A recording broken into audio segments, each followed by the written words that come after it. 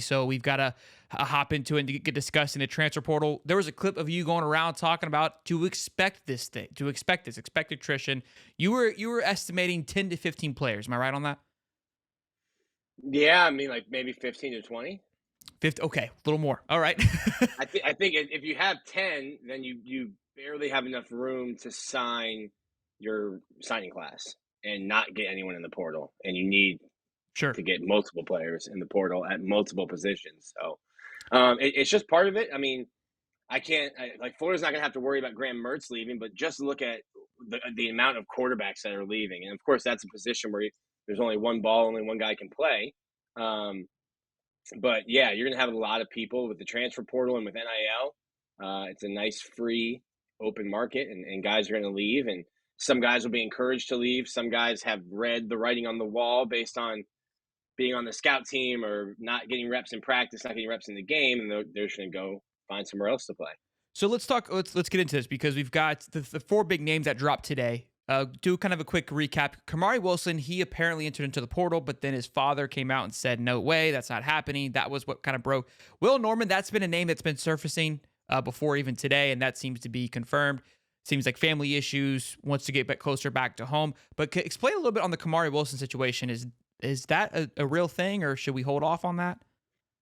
Well, you can't enter the portal until Monday. So all these guys that are saying, "Hey, I'm going to the portal," that's like just you're announcing, like you've bought a plane ticket, but it doesn't take off until Monday.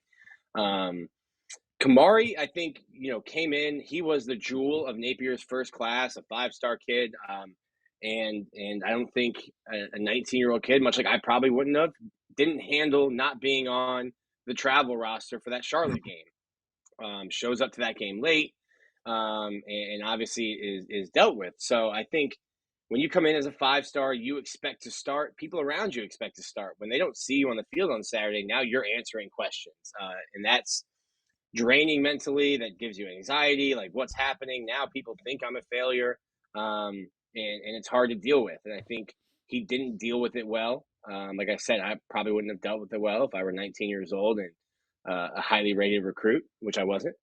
Um, but everything I've heard is that he ended up buying back in. He spent the entire season on the scout team. It's not glory. It's not. You're not going to get glorified there. You're doing a lot of dirty work. You're getting other guys ready to play a game, so you're practicing as hard as they are, and then you don't get the payoff. Then you're just on the sideline watching them work. So that's tough. But I heard that he handled it well. When it comes down to it, it's like I said before. Look at the reps. He didn't get any reps. He played in 4 games.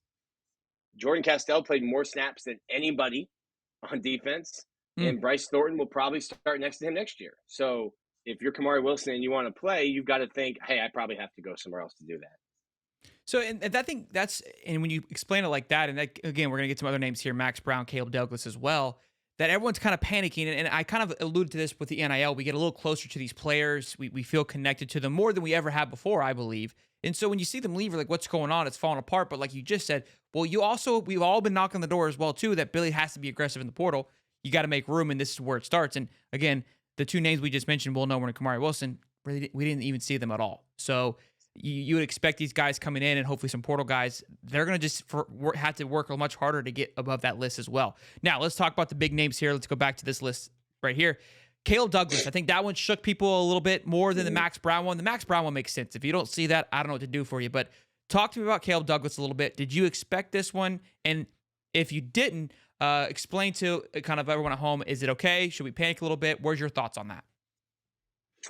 Yeah, I didn't expect Douglas. I think, he started all 5 games before his injury. And if I look at Florida's roster, I said it this year, I go, on offense, there's maybe 4 players that if I'm a defensive coordinator getting ready for Florida would worry me. And 2 of them are running backs who are behind an offensive line that doesn't worry me. So you really only have to worry about Ricky Pearsall, Eugene Wilson, and Pearsall's gone.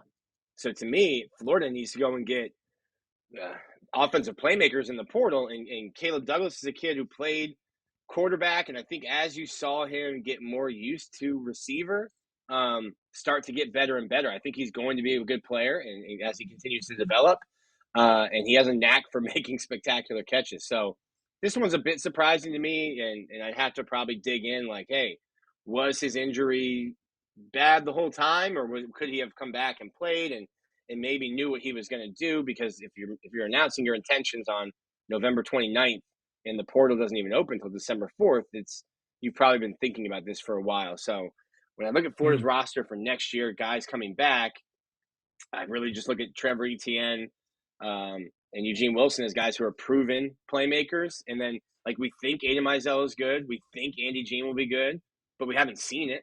So, proven playmakers coming back on offense, you have two. And I think I would have put Caleb Douglas, on a fringe list there for that. Fair enough. I think everyone kind of felt the same way on Twitter of like this one stings a little bit because like you said that when he was on the field there was a lot of production there. We'll be interested to see where he ends up moving on. Again, Max Brown, that one makes sense. And I think you kind of alluded to Graham Mertz coming back. That for me was confirmation that he is coming back, especially with DJ Lagway. There's just if he wants to play, he's got 2 years left. Look, people hate it, but it makes sense. And then good for him. I hope he's able to go find somewhere to be successful. So right now, thus far, guys that have entered into the portal, Caleb Odom, right, was the other one. And then Jonathan Odom. Jonathan Odom, excuse me. And then the kicker, Adam, as well. All of those thus far, all of them have made sense.